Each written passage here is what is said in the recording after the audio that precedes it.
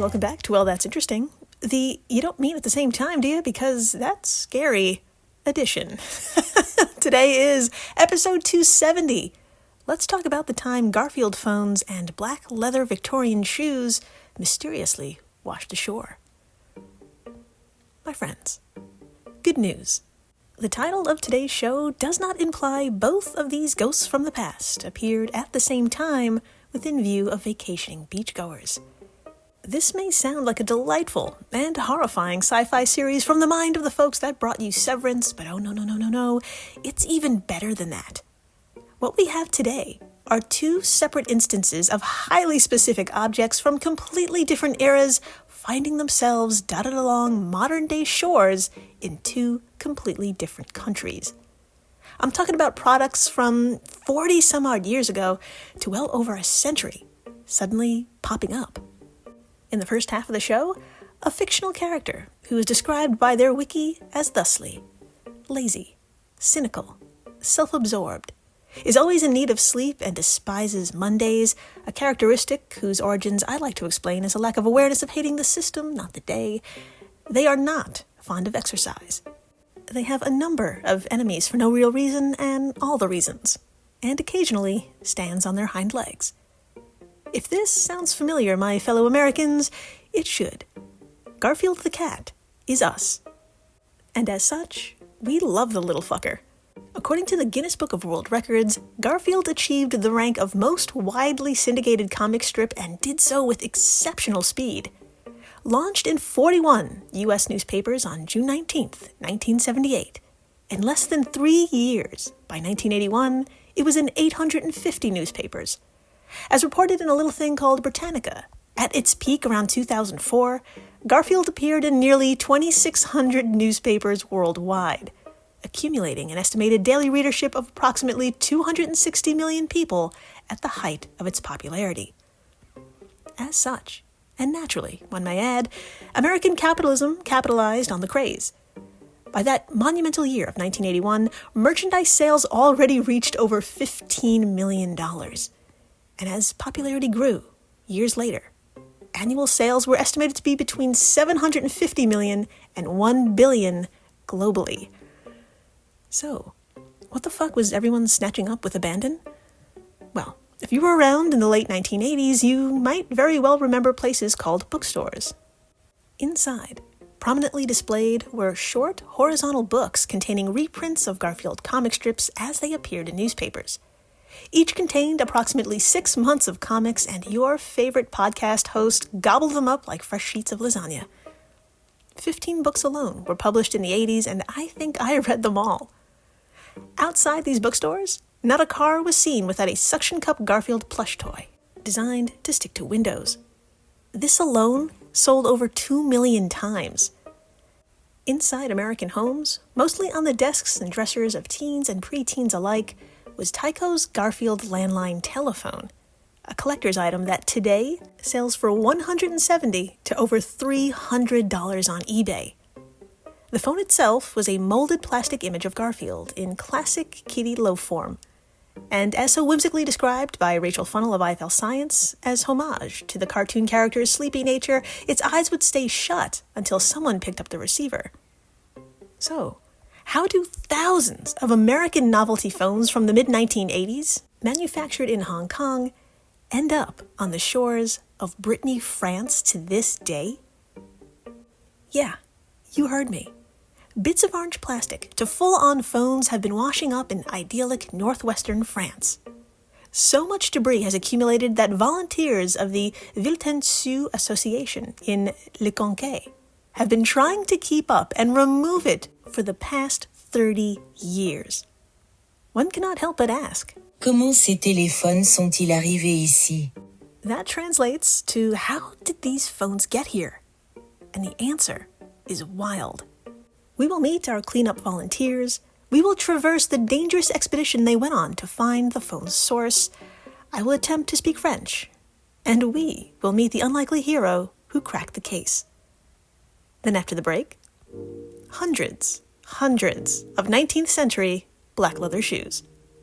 Yeah, about 400 to be exact. They contain no feet, thankfully, but they are full of mystery. A different set of volunteers, cleaning up Ogmore by Sea Beach in South Wales, stumbled upon what's described as Victorian hobnailed shoes. And boy howdy, as with Downton Abbey, concerned looks and speculation abound. We will meet these volunteers. We will sail through their theories as to how in the holy hell shoes from the 1800s appear in late 2025, and we will meet the infamous coastline known as Tusker Rock and those who perished on it. Strap in. It's going to be a bumpy ride. In the meantime, hi, I'm Jill Chacha, and if this is your first time listening, welcome to the flock, my watery business goose. To begin, I'm going to need you to hold on for dear life, as the amount of charm I'm about to drop on you may be disorienting. You and I have just found ourselves standing on the shores of France's most western point, overlooking parts of the Atlantic called the Iroise Sea. Officially called Le Conquet, this village of about 2,000 people also goes by the oh-so-telling nickname of La Petite Cité de Caractère, or the Little City of Character, which is a sign you're about to puke from its overwhelming cuteness. But before we grab a paper bag, for my fellow Americans, or rather my fellow geographically challenged Americans, here is where we are exactly. And trust me, the physical location will very much come into play. Please imagine France. Thank you. Now point to the center and move your finger up until you nearly hit the northern border. Perfect. That is the City of Lights, Paris. Now move that finger left towards a section of the country that sticks out like an arrow into the sea. Amazing. The tip of that arrow is a region called Brittany, and at the very tip of that tip is our enchanting Le Conquet, whose charisma can only be matched by BrittanyTourism.com's endearing descriptions. Quote, Le Conquet was founded by monks who had settled in the nearby hamlet of Lochrist, and today it is defined by both the land and the sea. Ever since the Middle Ages, its strategic location has made it a highly coveted port.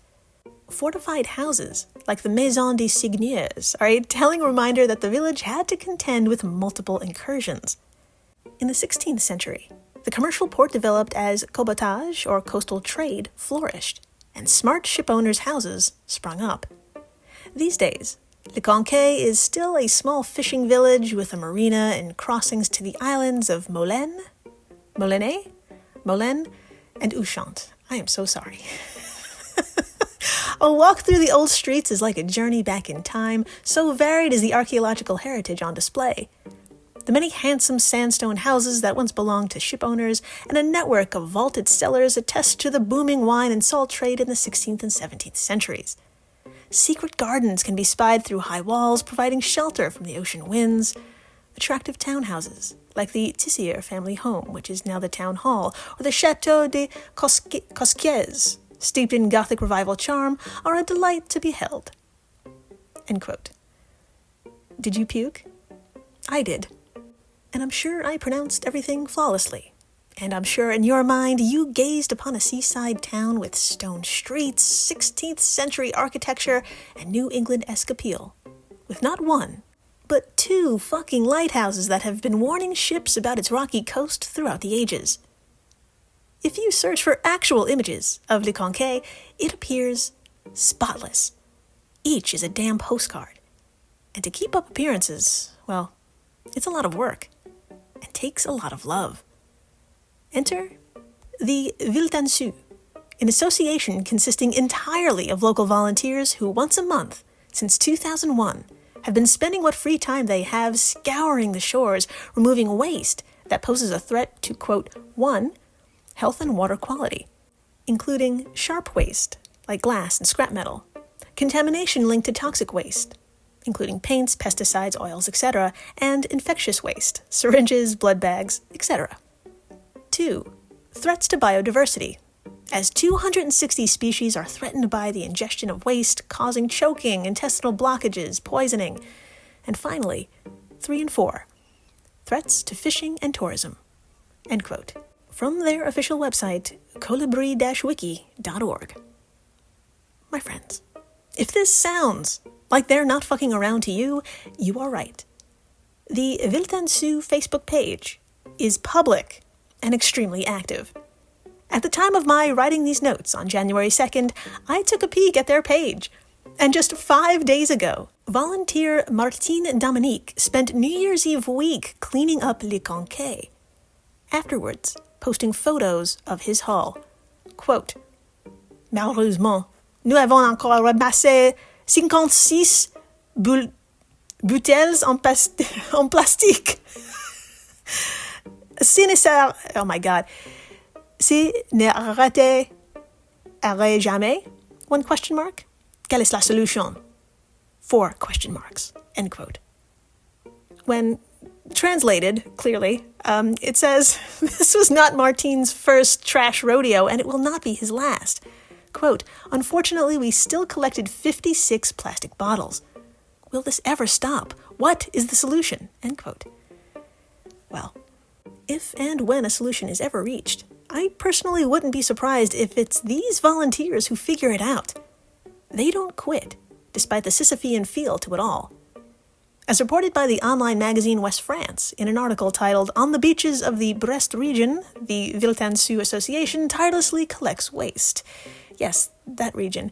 In 2018, they collected over 2.2 tons, including more than 1.2 tons in the Conquet estuary alone. Of that 1.2 tons was a fishing net worth of bright orange Garfield phones.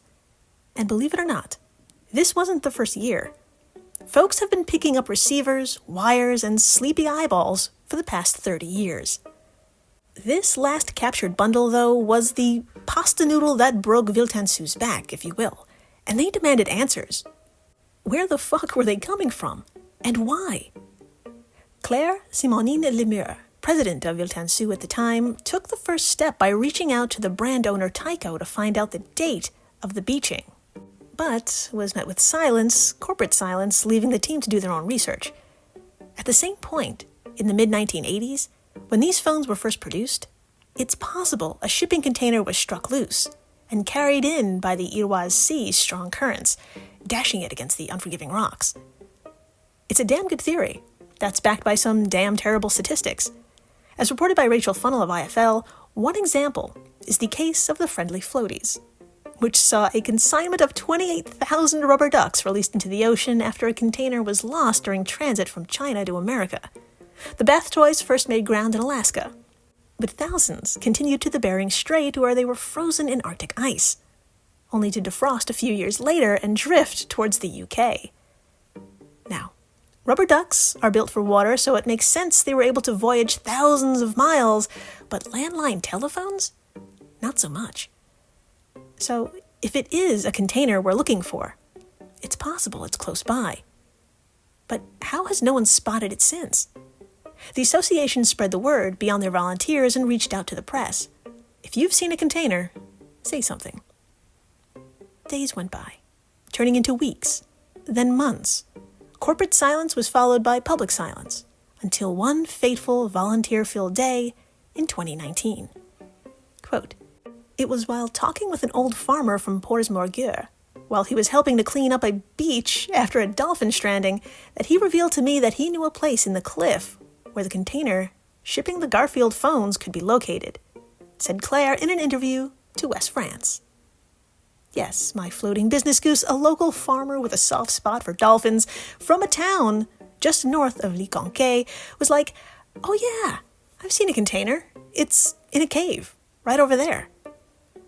It turns out, right over there was a spot inside a cliff near the Cross Corsen, which, coincidentally, I shit you not, is where the Regional Center for Surveillance and Rescue at Sea is located. Yeah, it was right under their noses, but to their credit, the spot in the cliff is in a deep cave, whose entrance is composed of rocks that can disembowel a metal shipping container, and whose tunnel is only accessible during low tides.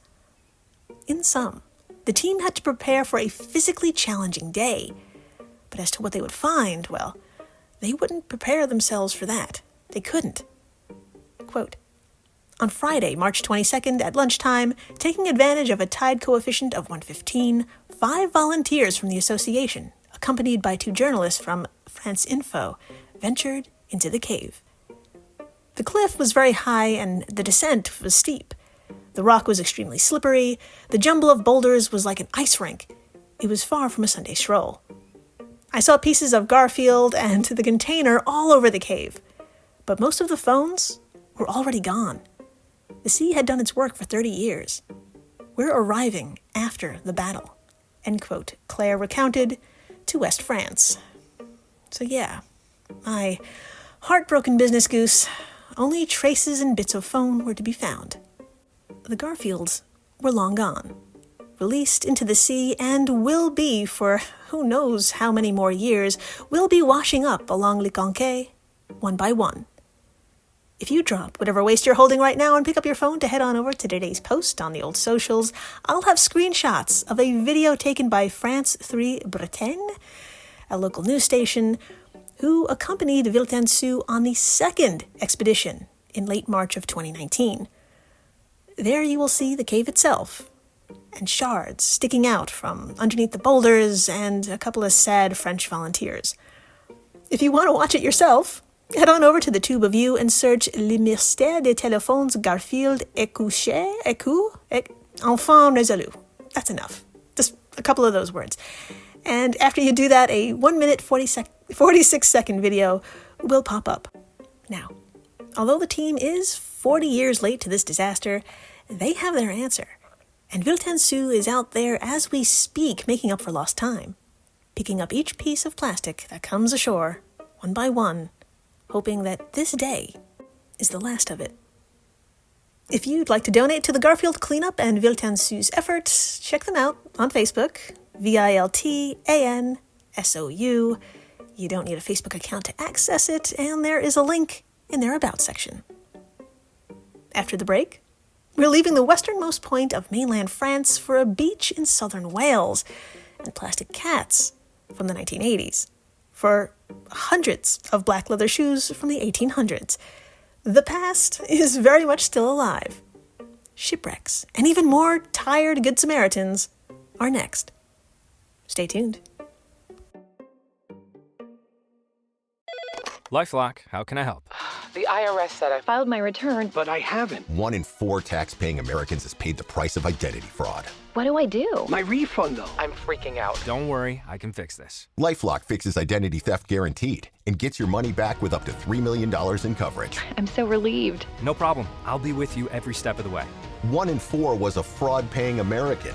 Not anymore. Save up to 40% your first year. Visit LifeLock.com/podcast. Terms apply. Raise the rudders! Raise the sails! Raise the sails! Captain, an unidentified ship is approaching. Over. Roger. Wait, is that an enterprise sales solution? Reach sales professionals, not professional sailors. With LinkedIn ads, you can target the right people by industry, job title, and more. Start converting your B2B audience today. Spend $250 on your first campaign and get a free $250 credit for the next one. Get started today at linkedin.com/campaign. Terms and conditions apply. And we're back. We are so back. And my friends, do you remember Martin Dominique from earlier in the show? He spent the final days of December 2025 cleaning up Le Conquet and found 56 plastic bottles. Well, I have great news. He wasn't the only volunteer brimming with emotion and posting to Facebook at the time. On December 22nd, in a completely different part of the world, members of the nonprofit group Beach Academy Wales posted thus, quote, "Can anyone help shed light on the hundreds of leather shoes we are finding at Ogmore and Lantwit beaches?" Sorry. They resemble shoes from times past rather than modern styles, mainly adult males and children. We're slowly excavating them from rock pool zones where they've been embedded into sediment or trapped in rocks as part of our rock pool restoration project. We have no idea how long they've actually been trapped there. Many stories, I'm sure. 200 removed from Ogmore alone this week. End quote. Yes, my fashionable business goose, if you drop whatever footwear you're holding right now and pick up your phone to tap on today's post on the old socials, you'll see a screenshot of Beach Academy's Facebook call to action. And in it, there's a close-up of a few of those 200-some-odd black leather shoes, and that's enough to provide some delicious clues. The soles, for example, are pockmarked with rows of empty small holes, suggesting that these are hobnailed shoes. And boy howdy, they go way the fuck back. According to Ye Olde Wiki, they've been used since antiquity. I'm talking Roman times, as an inexpensive durable footwear, worn often by workmen and the military thanks to the traction provided by the heads of numerous small nails hammered into said soles. But these sure aren't Roman. The leatherwork and the modest embroidered design along where the laces would be inserted suggest the Victorian era. And if we want even more clues to solve this seafaring mystery, we need to look no further than where these shoes were found. Please, everyone imagine England. Thank you. Point to the lower right-hand corner, and there you have London. Now move that finger all the way left until it meets an indent of sorts. That is the coast of Bristol. And please, put a pin in it. With just a little hop over the aptly named Bristol Channel, we'll find ourselves in a different country, though one still part of the UK. This is Wales. Specifically, this is one of its most southern points, a county borough called the Vale of Glamorgan, or as it's locally referred to as the Vale. At the Vale's far left is Ogmore by Sea, a sandy beach popular with surfers and nerds alike thanks to fossils that find themselves washed downriver and caught in shallow rock pools, and those treasures are only exposed at low tide. But on December 18th, 2025, one particular rock pool held no fossils, but approximately 200 antique black leather shoes found by hot-for-cleanup volunteers of the Beach Academy Wales, who, according to their website, beachacademywales.com, was founded by Emma Lamport back in 2017, and since then, they haven't stopped smiling. For real.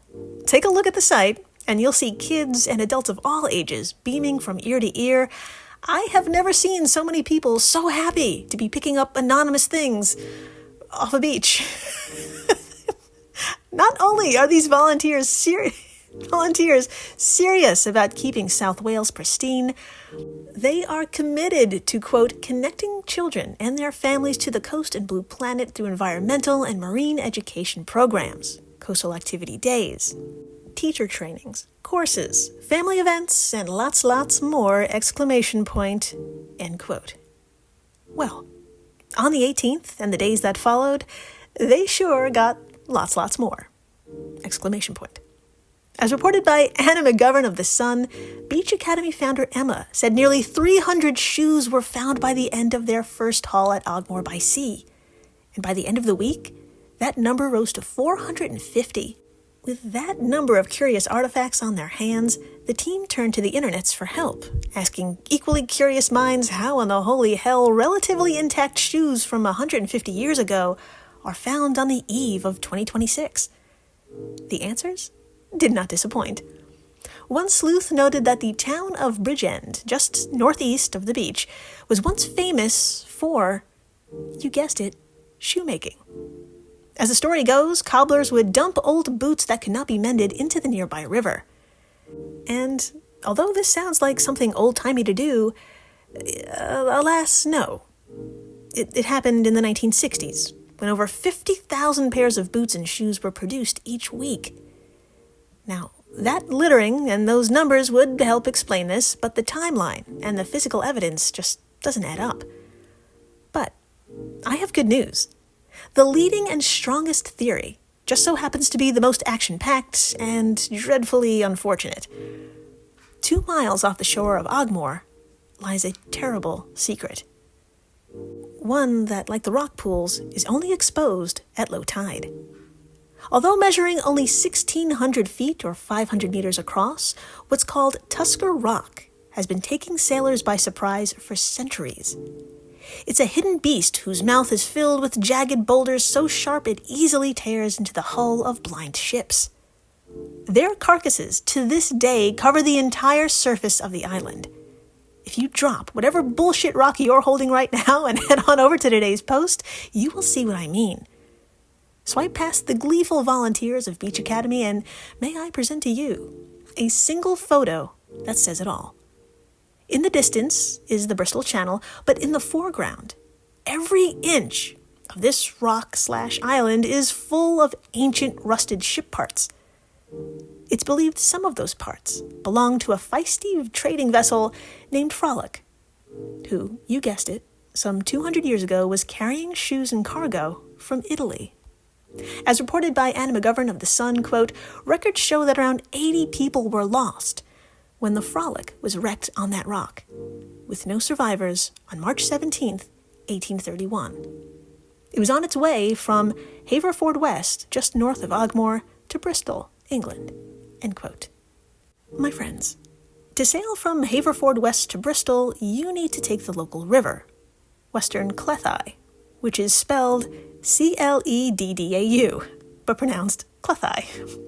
And then you head south, where it eventually meets the Channel, which brings you right to Bristol. To exit the Channel, you head west, past Ogmore, and around Tusker Rock. That is, if you see it.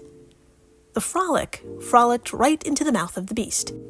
In our modern times, Tusker is more of a selfie hotspot and a popular diving location for history nerds, but in ancient times, the rock stood as a reminder.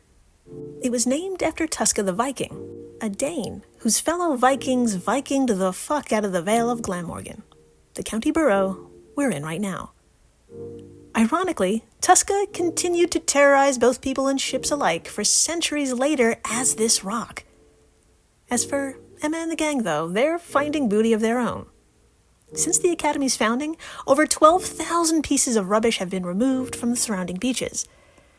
And like Tuska, Emma isn't satisfied, telling The Sun, quote, we haven't even started to scratch the surface of the cleanup effort, end quote.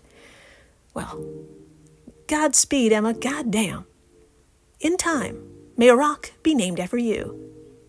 And if any member of the flock is in the neighborhood of Ogmore and you'd like to Viking the fuck out of it, help clean it up, check out Beach Academy Wales. That's beachacademywales.com. And thank you for listening, rating, subscribing, following, telling your friends about all the horrible waste in the sea. It's okay, just tell them. Tell them about the Garfield phones that end up in France. And they're picking it up right now. Like, right now. And maybe some black leather shoes, too, in Wales. That's horrifying. How do you sleep at night, Emma? And a turbulent thanks to the folks over at Airwave Media, the podcast network to which WTI belongs. If you love this show, and you do, you love the other podcasts in this family. And please, stay interesting.